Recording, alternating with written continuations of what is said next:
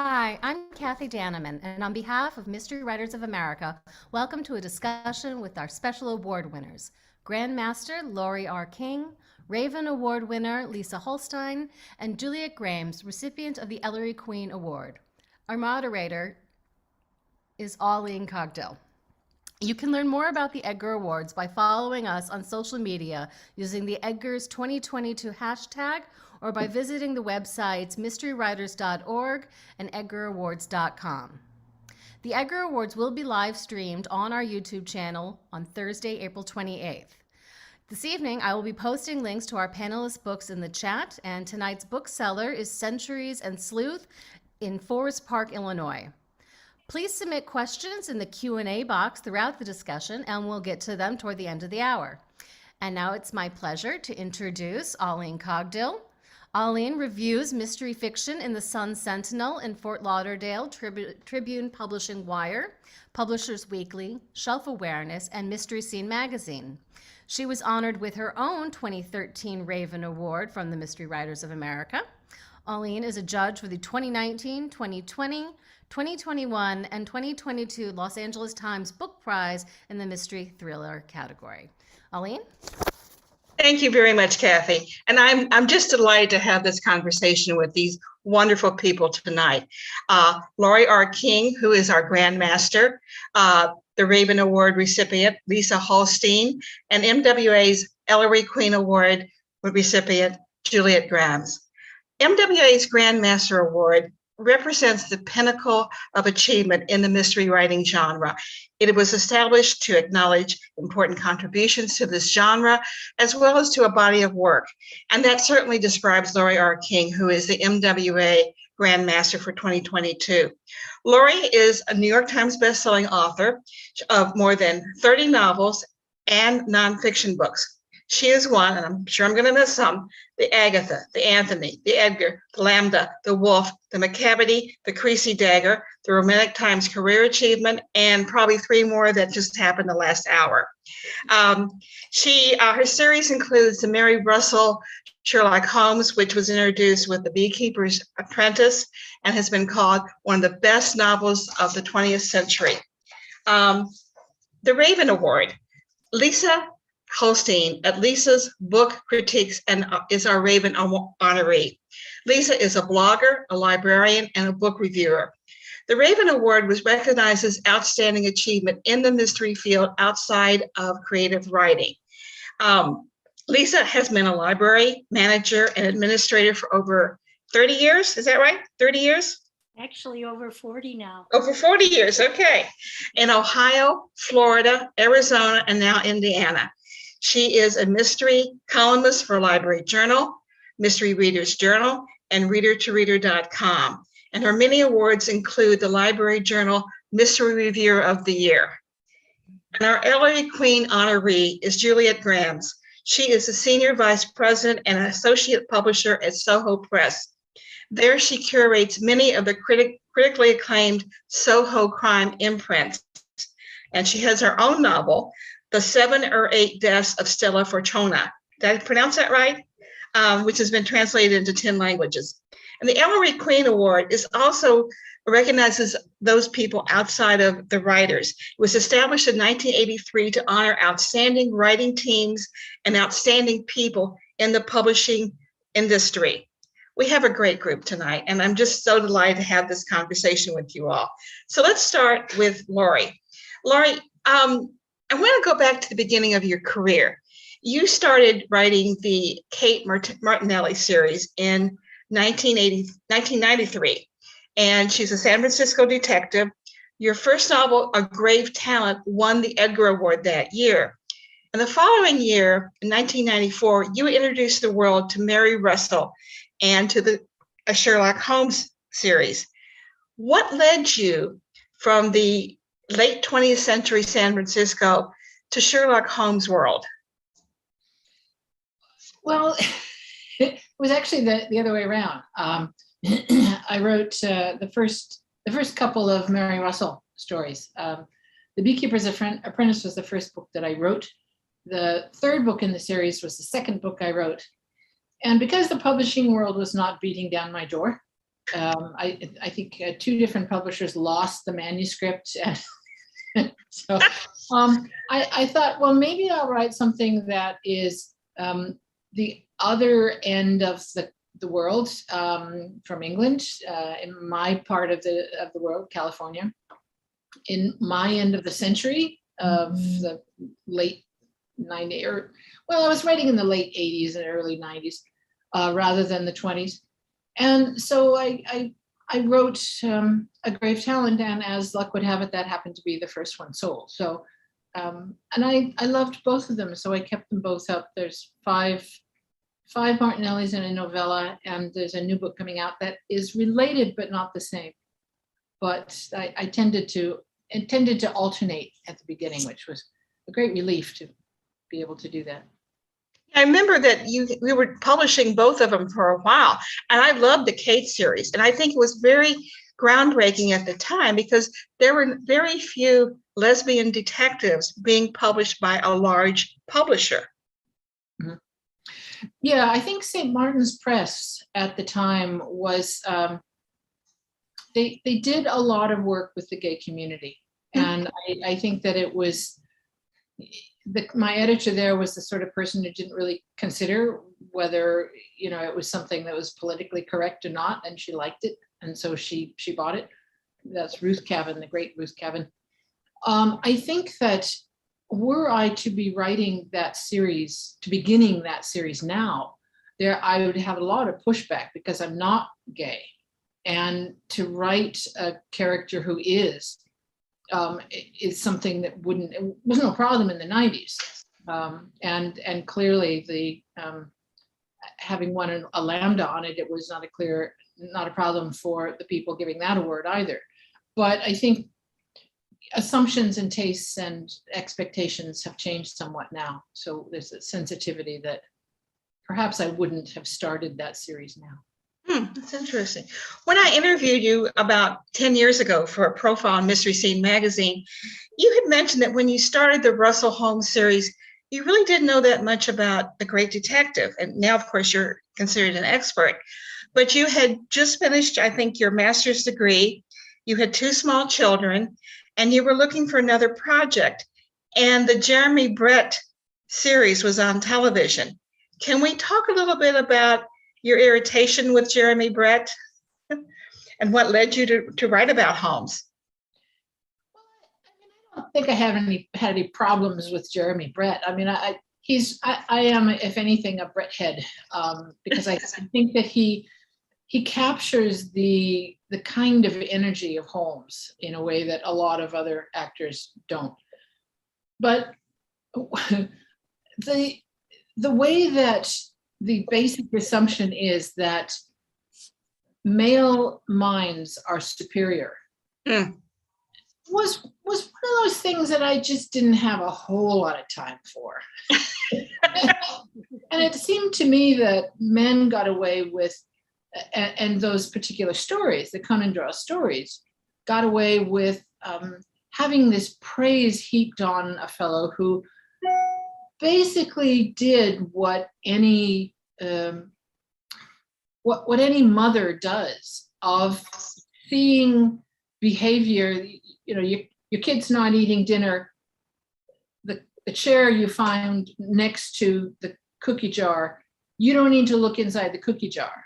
Now, when a mother does that, it's, oh, Mom. When Sherlock Holmes does that, it's, how do you do it, Holmes?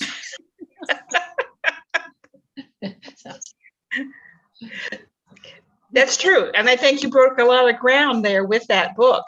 I thought he needed a woman to push him around. So yeah, absolutely. I want to remind people that any questions that you might have, either put them in the Q&A or in the chat, and we're going to do our best to get to them after we finish our conversation. So this is for Juliet, and Lisa, and also for Lori, if you want to chime in.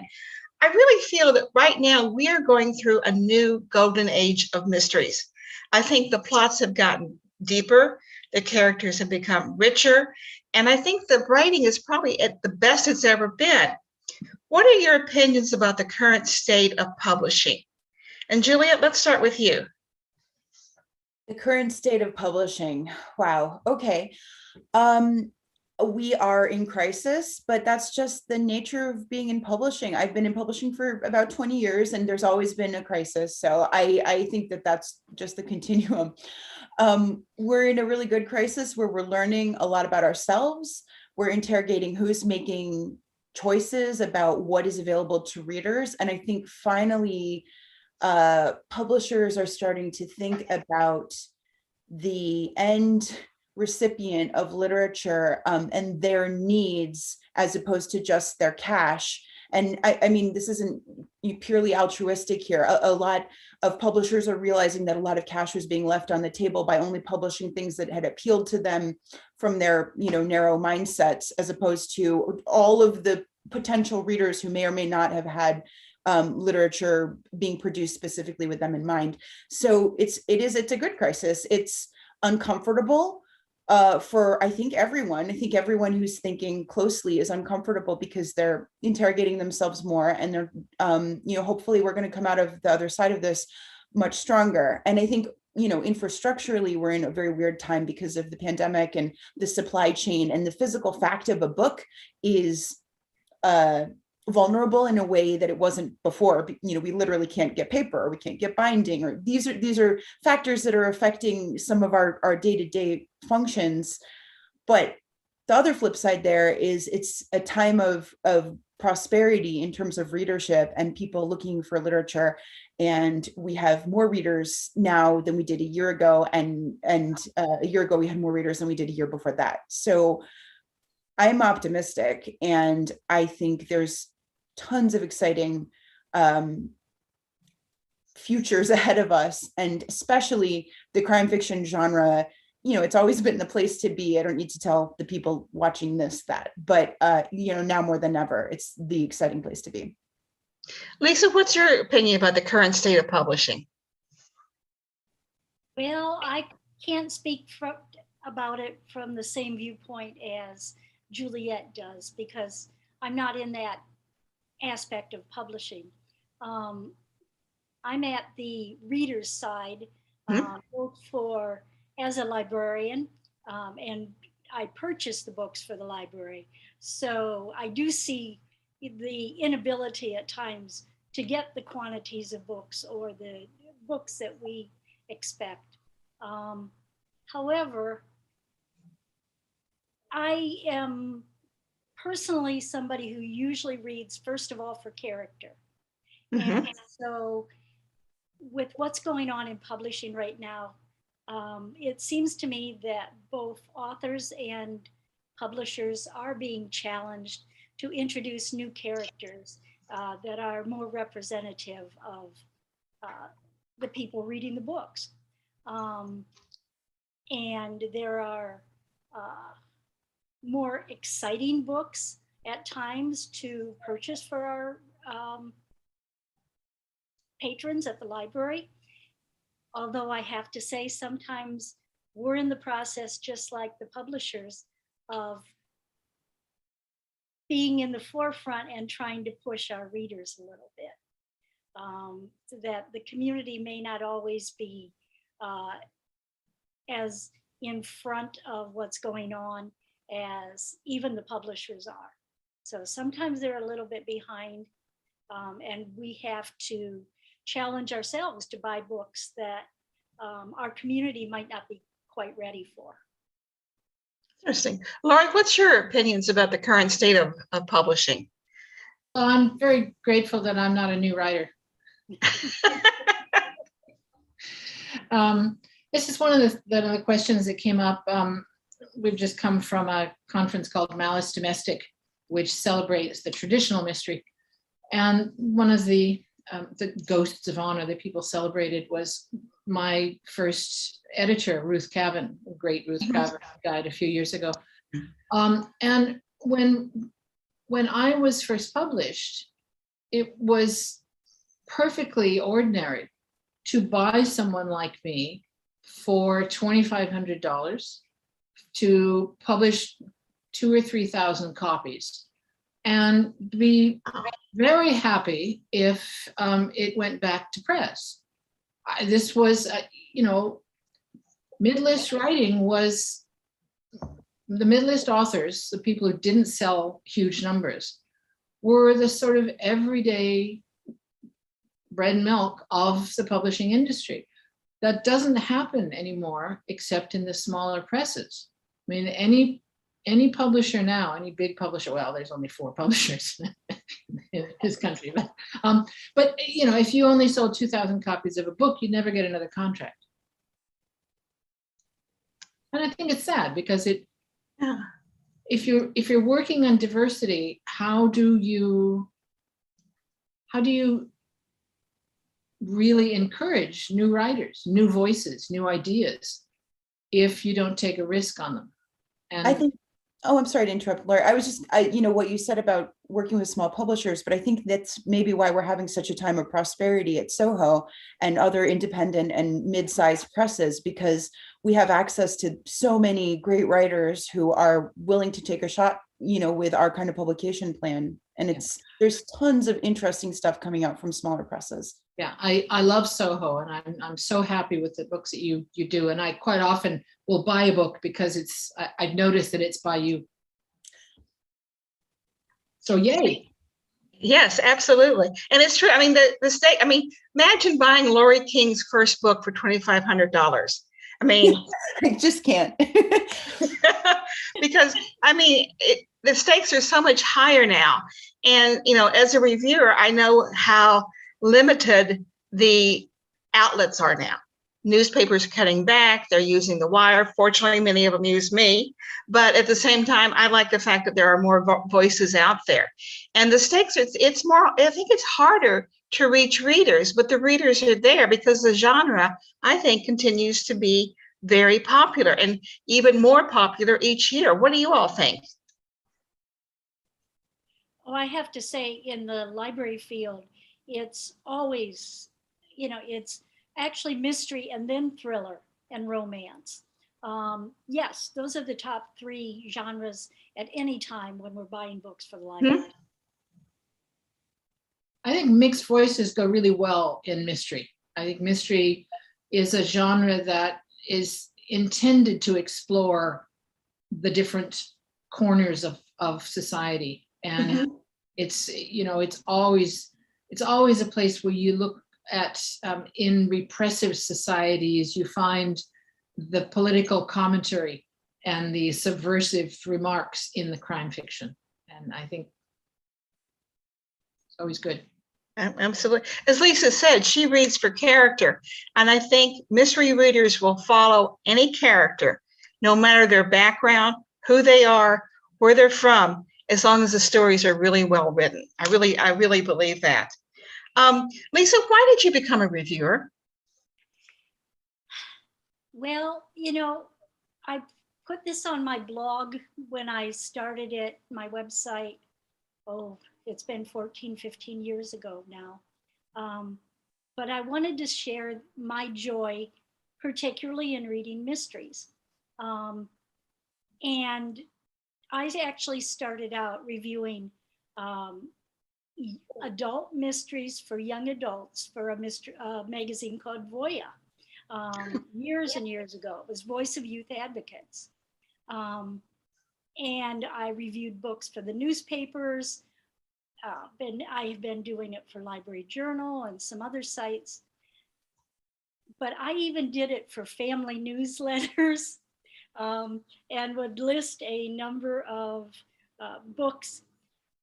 My family's all readers. My grandfather was a newspaper editor. And I had an uncle who wrote the news for an NBC affiliate.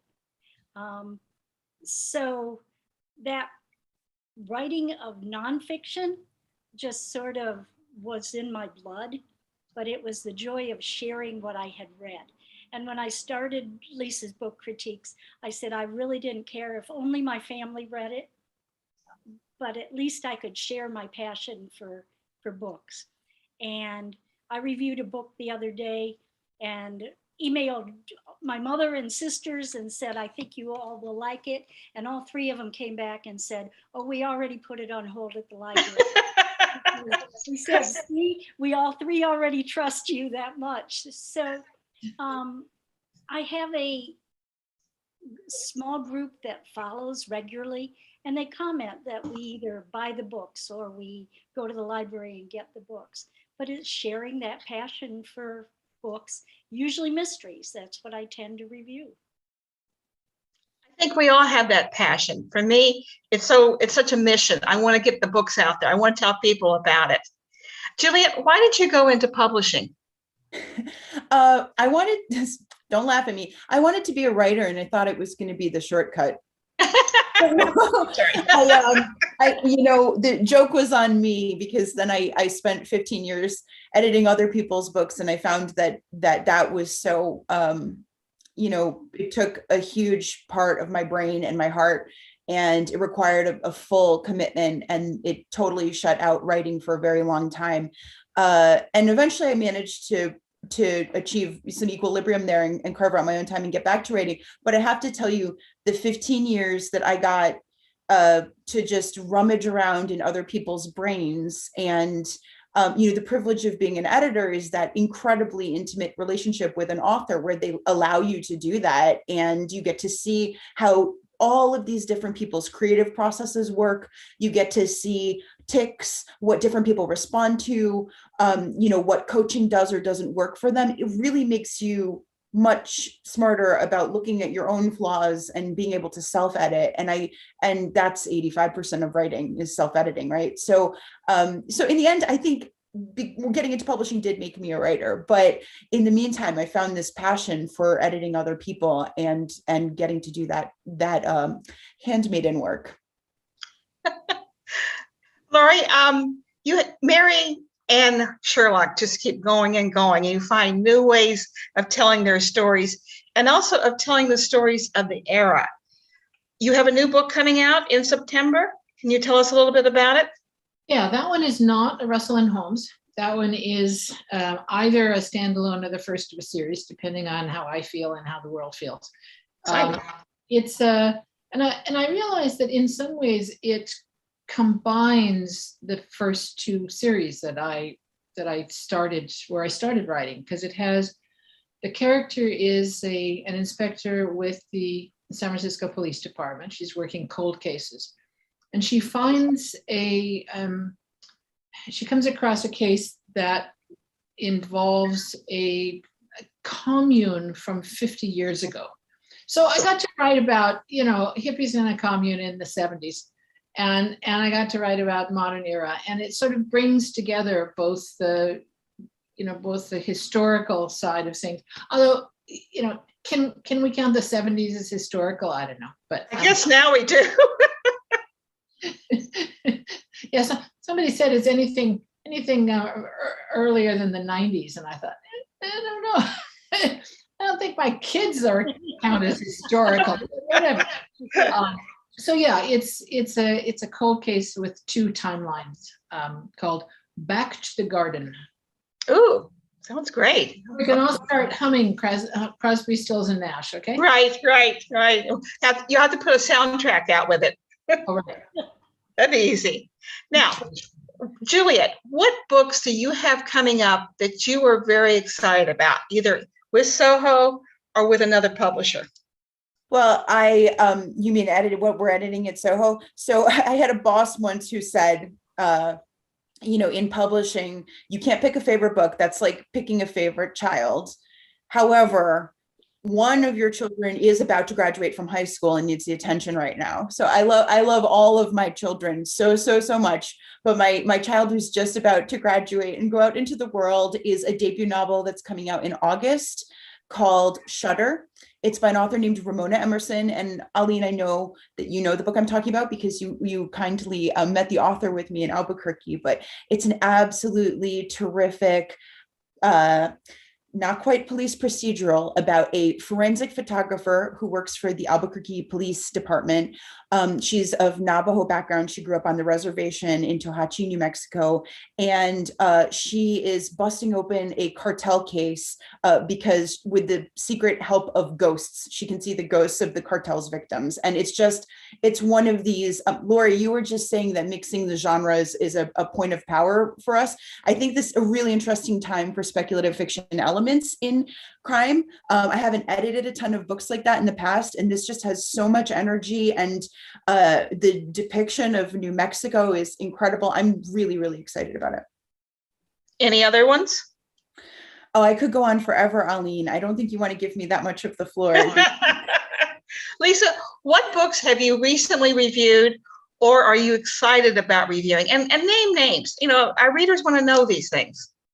Okay, I have actually just submitted a review for Anne Cleave's new book, which is The Rising Tide, comes out in September.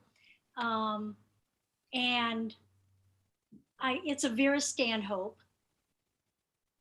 And it's more introspective than Vera has been, except in the last couple books. She really examines her feelings for her team. And there's a shocking ending. It's wonderful. People need to watch for that. Of course, I'm always waiting for the new Linda Castillo, which is The Hidden One. Comes out in July. I'm originally from Ohio. I know Amish country very well. So I'm always interested in her book. And this is the 14th in that series. Catherine Lasky, who has written some adult books before, but usually young adult, has a book coming out called Light on Bone. It's set in New Mexico, comes out in September, and Georgia O'Keeffe is the main character. Ooh. And it's absolutely stunning as to the setting, naturally, the connection to her life and her art. There are a couple other famous people in the book. The Lindberghs are in it. And she's very brutal about her comments about Charles Lindbergh, because this is prior to World War II. It's just one of those books that I'll be pushing when the time comes, because people don't really know Catherine Lasky except more in the young adult field. And there's, well, and I don't know how to pronounce her last name, but Paula Munir's Mercy Carr and Elvis book is her fourth one, The Wedding Plot. That comes out in July. And then I saw one today online that I was looking at. It's a series that I don't think a lot of people know about. And unfortunately, I understand this is the 7th and last book. Patricia Skalka writes a series, the new one's called Death Casts a Shadow. And they're set in Door County, Wisconsin. And again, the atmosphere. You know, I talk about how I read for character, but all of these authors really, I think it goes hand in hand. They give you a setting that you won't forget. Yeah. And Patricia Skalkas features a sheriff who has had his own troubles in the course of this series. As I said, it's set in Wisconsin. I turned another reviewer onto it who had never read this series either. But like I said, I think it's the last one, unfortunately. And as a member of Sisters in Crime, I have to say every one of those books is written by a woman. Okay. Juliet, it seems like to me that Soho has undergone kind of a metamorphosis in the past few years. Used to be very focused on international mysteries, but now the international is still there, but I'm seeing a lot more American novels set in areas we don't often think of as places for a mystery, like football in Arkansas. Yeah, absolutely. Thank you for pointing that out. It's true. Soho in general has undergone a really huge metamorphosis since 2010. When we were founded in 1986, the idea was that this independent press would function to find writers who'd been overlooked by big houses. And the idea was really curatorial. I obviously was not there. I started in 2010 myself, but the idea was that if we took an author under our wing, but they were, discovered and a bigger house took them over, that would be a good deed. But and there are 3 imprints. There were always 2. There was literary fiction and crime fiction. And I think at this time, crime fiction was not the golden age of American crime fiction. It was a genre that we specifically were a little bit, I don't know, of an underdog for doing it and for prioritizing it.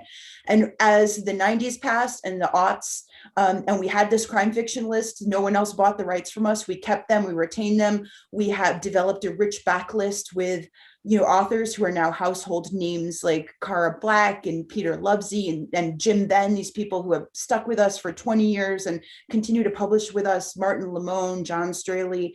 It was a very rich, robust backlist that we were able to, when other people started coming to the crime scene, as it were, we were already there. It was a really nice job for me to step into 2010. Under kind of tragic auspices. The publisher passed away, Laura Ruska, the founder. And it was the same year that her daughter, Bronwyn Ruska, had taken over as publisher in 2009, only a couple months before. So there was a little bit of an identity conversation at that point, who we were going to be. Were we going to stick with the Soho we had always been?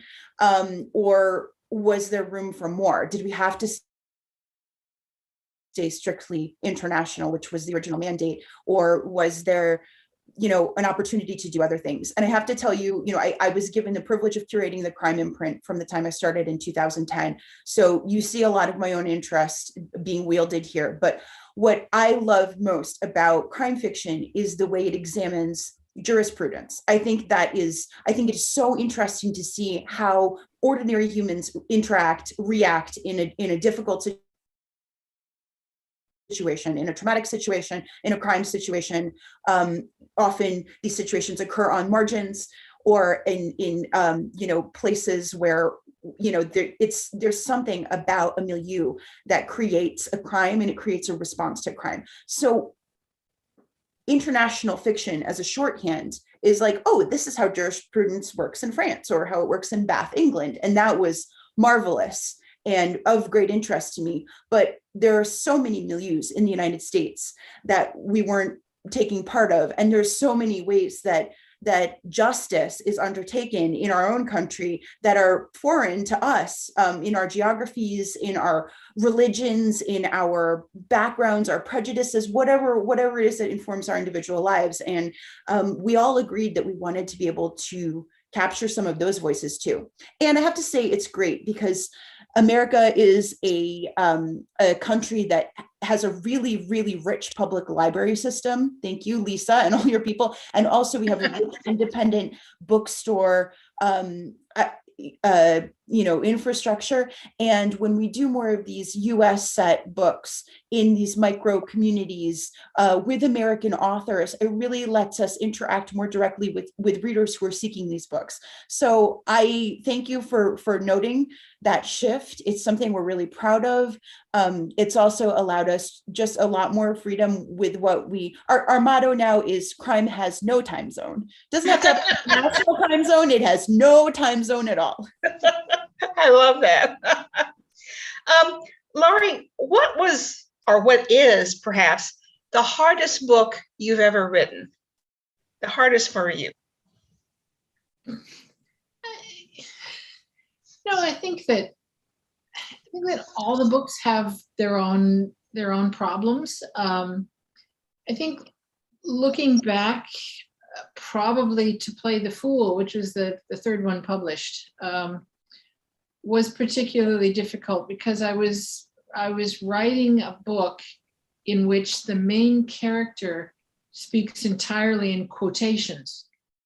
So he carries on a conversation and answers questions and interacts with people, but everything he's saying comes from the Bible or stage play or Shakespeare or whatever. So I sort of lived for several months in Bartlett's quotations and paging through and finding things that would make sense in his speech. It also was a period of time, just as I was in the middle of it, my mother fell down and broke both of her wrists. Oh. And my husband was in India, so I basically took care of my kids. I took care of my mother, and then in the sort of corners, I'd whip up to my study and throw a few words on the page. So, looking back, it was probably a pretty stupid thing to try and do, but you do a lot of things when you're young. What can I say? Lisa, have you always been a crime fiction lover? Yes. And okay, why and why? Because she's an intelligent woman, of course. There you go. Thank you. Okay, next question. Okay. For me, I think it's partially the puzzle, but Juliet mentioned it. It's the opportunity to go any place in the world, and crime is any place in the world. So even as a child, I read Phyllis Whitney's children's mysteries. Yeah. Before I ever even realized she was writing adult books, but her children's mysteries were set all over the world. There was a series called The Happy Hollisters, and they were traveled all over the world. So it was an opportunity to discover new cultures, but also usually with a series. So again, it became a comfort factor that I was returning to characters that I had known. Honestly, I read a little bit of everything. I thought I could get through the entire biography section of my hometown library when I was a child. I don't know at what stage I realized that books were published all the time, and I was never going to catch up. But mysteries early on became my favorite. I hate the term transcend the genre. I hate it because I think the genre is just fine. I think the novels elevate the genre, expand the genre, but they keep the basic of it. And transcend the genre, nothing makes me madder. Lori, why do you think Sherlock Holmes continues to appeal to readers of all ages, backgrounds, sexes? Why won't the man die? Tried to kill him once. I think to some extent, they're rousing good stories. They are, Conan Doyle invented this system of a character who is reoccurring, but was not a single novel that's published in excerpts, so that if you missed one, you didn't miss the whole thing. This business of having recurring characters, the business of having a sounding board in Watson that is not entirely original, but he certainly made the genius use of the system of having a sounding board.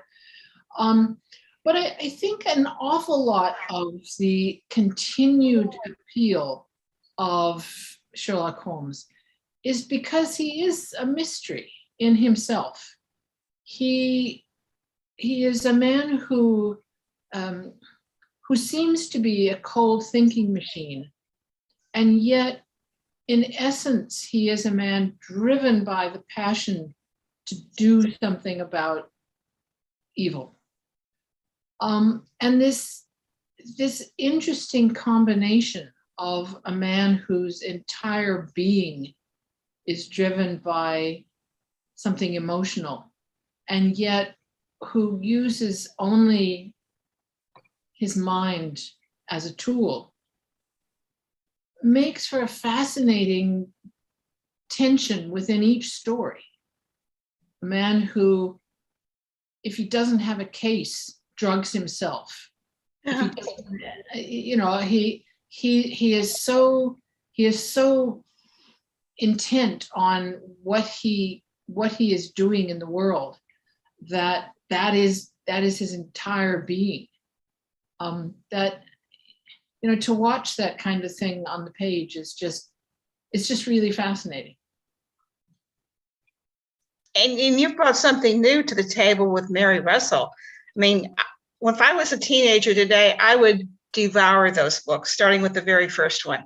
Yeah, I think that an awful lot of readers who discover the Russells when they're in their teens find that, you know, in the first chapter, you have this smart-ass 15-year-old who gets the better of Sherlock Holmes. I mean, how can you not want to be that person?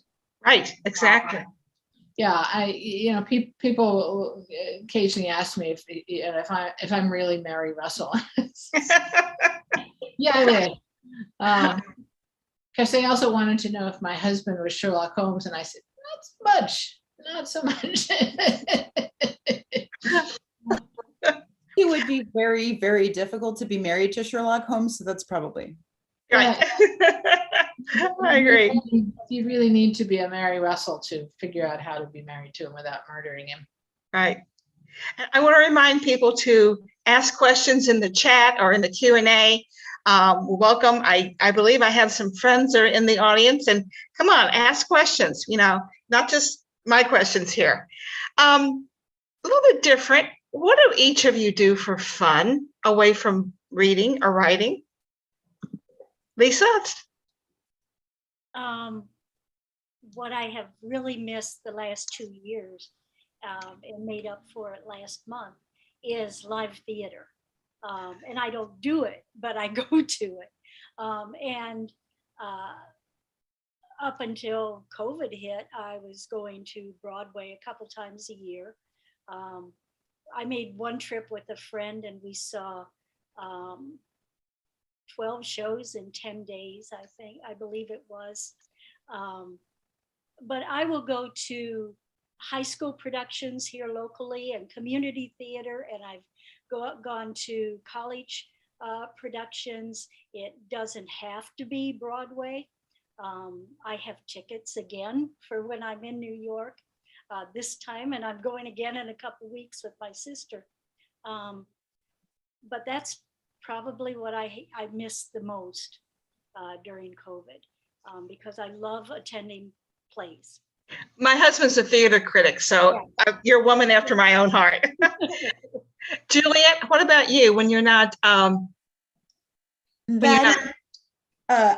love the intellectual aspect of your question here, which is imagining a world where I do something besides just read and edit books all day long. But I will confess to this crowd of friends that I do have a fairly serious addiction to a board game called Wingspan, which is it's birding. It's a birding board game. And I can't tell you how many hours of my life I've spent playing this specific board game since the pandemic started, but the number is very high. Lori, what do you do when you're not writing? Yeah, I have to side with Juliet. I have to think, is there a life outside? You know, it'll be interesting to see in the next couple of years, because I used to spend a fair amount of time traveling, and I call it research, but it's, you know, just as an excuse. It sort of has changed. It's one of the reasons why I'm not writing a Russell at the moment is because I've run out of places that I've been. So I have to either repeat myself or wait until I've been somewhere. But yeah, I think that I'm just one of those people who fixates on what I'm doing, and I don't really turn it off very well. So if I'm working on a book, my peripheral reading tends to sort of be vaguely related to that book. So I'm a little single-minded. Okay. Denise said that she loved Lisa's comments about Patricia Skalka's Mhm. Door County Mystery. They are wonderful reads. So thank you for that tip. When we were talking about this panel, one of the things that Lori asked that we talk about, or at least mention, is she'd like one question to touch on MWA itself and the things it has done for writers, the things you've learned from Mystery Writers of America, and the people that you've met through the years. Lori, can you address that? Yeah, I think that MWA is not as widely known as it should be. I remember when I first joined in this, I think it was the same year that Grave Talent came out. I was extremely proud that I could join it as a published author. Not realizing at the time that you could join it even if you weren't a published author, but that's all right. And I think that it's a place that has given me so much. My conversations with fellow writers at various events. I was the NorCal, Northern California chapter president for 4 years and was on the national board. And I had not been on a board before that, certainly not one that worked so smoothly together, that everyone paid attention to each other and worked for the better. I was extremely impressed with the function of the board, and how much time and effort people give to it. I just was the co-editor on the new MWA handbook, How to Write a Mystery, with Lee Child, and it just won the Agatha Award for Best Nonfiction.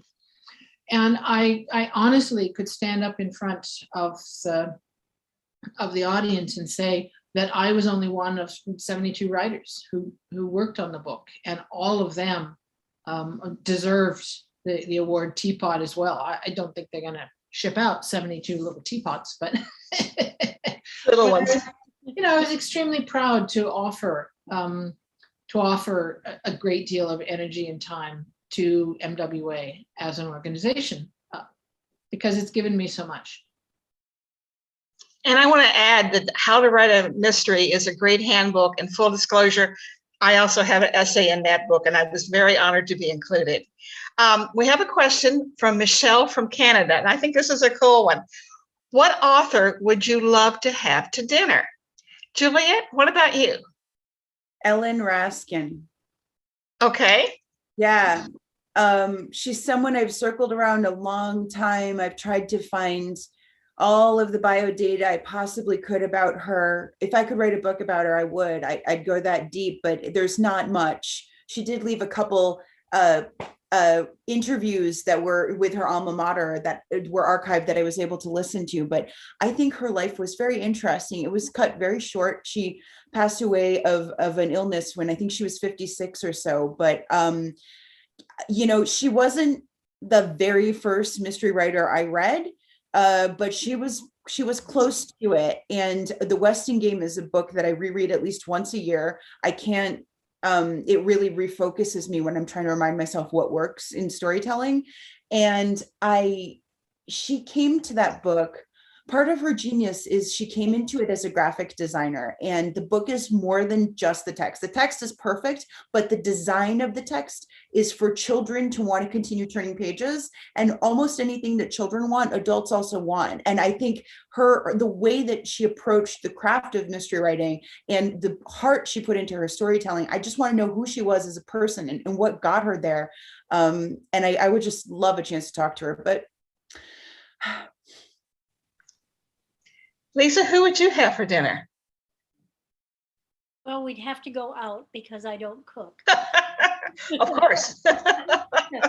I've actually been fortunate to have had dinner with two authors that I really wanted to. One is Louise Penny. And so the person who questioned us from Canada, might appreciate that. And I was lucky enough to have dinner with Louise and her husband, Michael. So Louise is just what you would expect of the author of Gamache. And she listens, and you realize afterwards that you spent the entire evening talking, because she questions deeply and asks you questions. The other person that I enjoyed having dinner with, and it was at a Left Coast Crime, was Craig Johnson, because he's just such a storyteller. And that's actually why I signed up to be at his table, because I'm very much an introvert, and I knew he would just tell stories the entire evening, which he did. So I don't know other than that, but I just feel lucky to have had those opportunities. Lori, who would you have for dinner? I'd probably pick one of the Golden Age writers. I don't know about Dorothy Sayers. I think that she probably is not somebody that I would like over the dinner table. Josephine Tay maybe, but I think Marjorie Allingham, although she's not my favorite writer, I think she'd be an interesting person.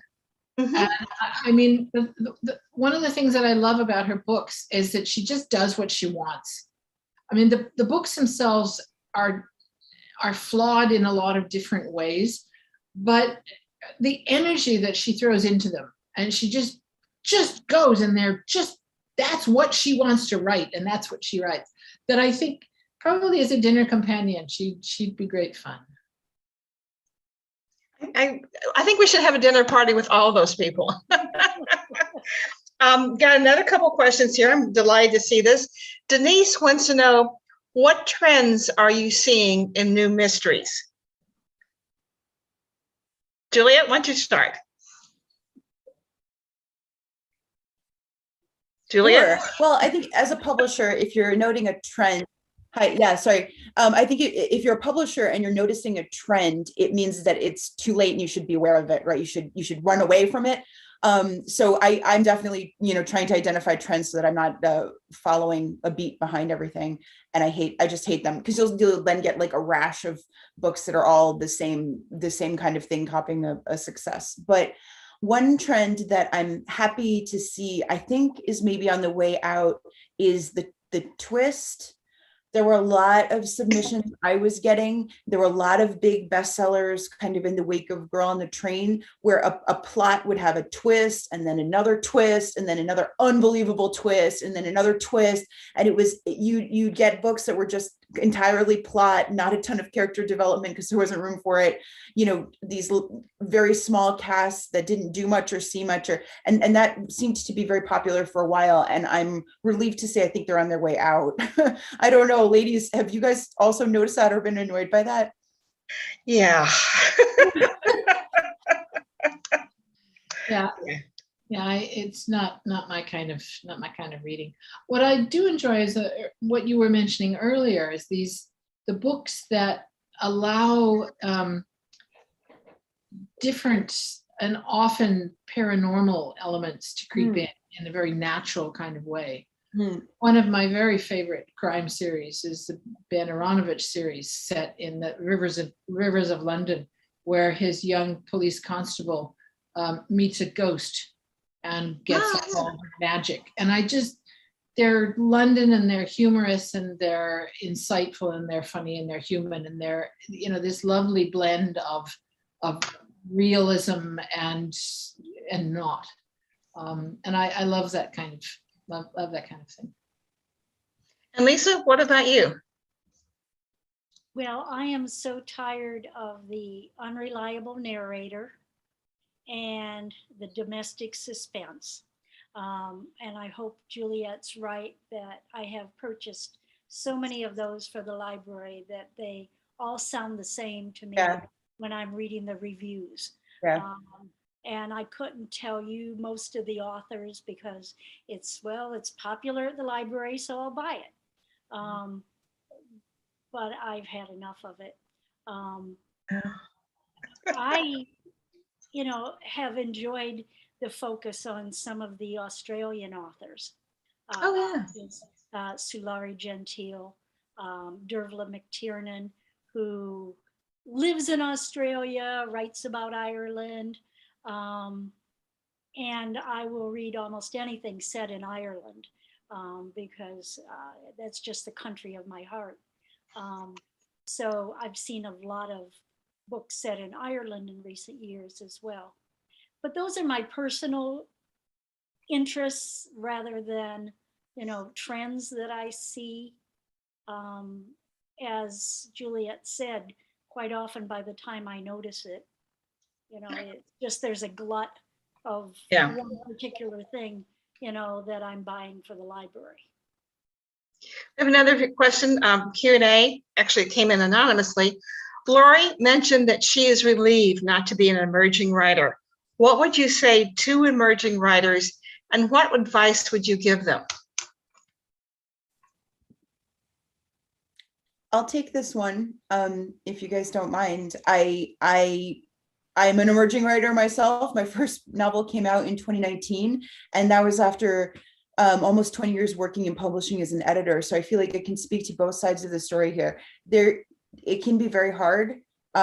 You're doing this is my advice. This is what got me through. I don't know if you've ever seen that movie Center Stage about the ballerinas, but there's a critical moment when one of the ballerinas is really struggling and the teacher says, go back to the bar.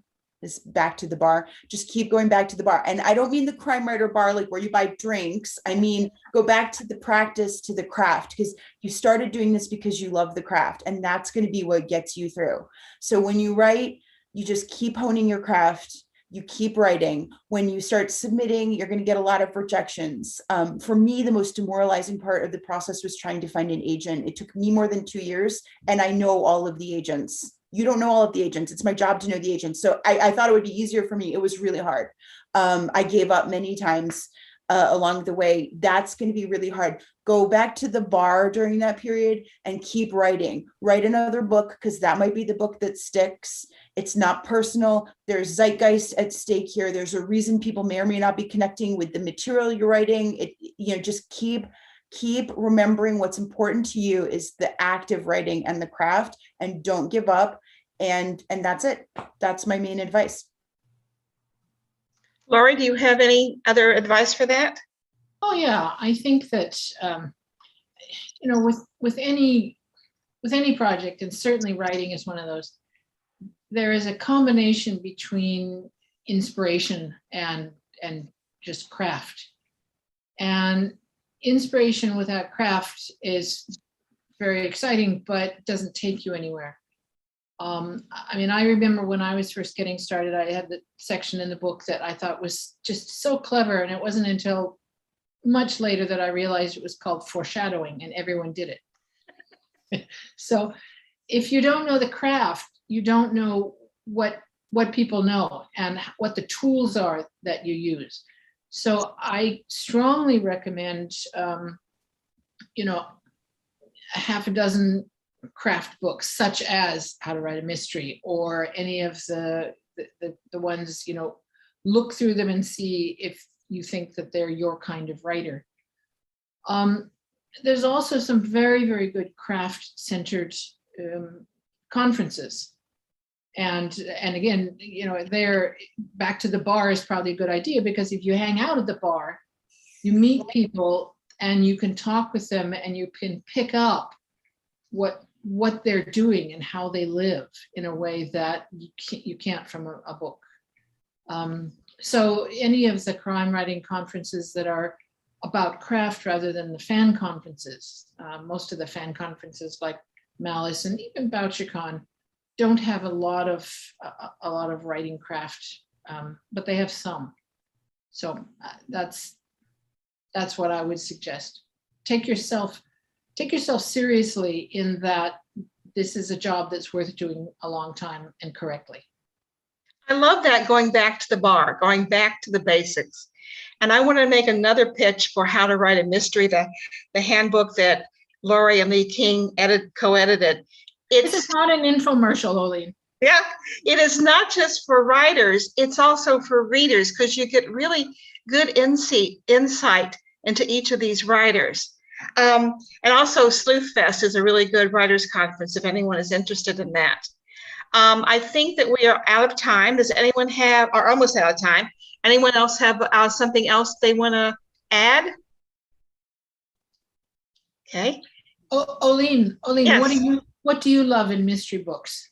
What I also go for character. I don't really care who did it. I don't care if I can figure it out or never figure it out. I am interested in those people, that sense of justice that they bring, that sense of who they are and who they are as people. And I want to know all times about different types of people. And to me, that is the most important. And I like I like everything with it. I have very Catholic taste with a small c, is I like the cozies, I like the hard boiled, I like everything. And it just has to be really well written.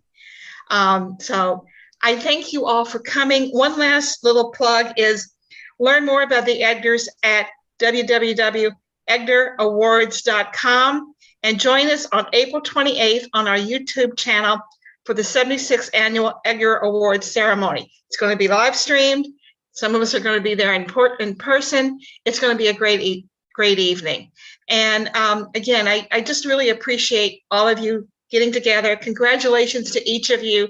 These awards, these honors are so well deserved. So thank you very much. And thank you to all the people who stuck with us, who have asked questions, who have listened to us. I hope you've been entertained. Thank you so much, Aline. Thank you. Thank you, Julie. You. Thank you, Laurie. Thank you, Lisa.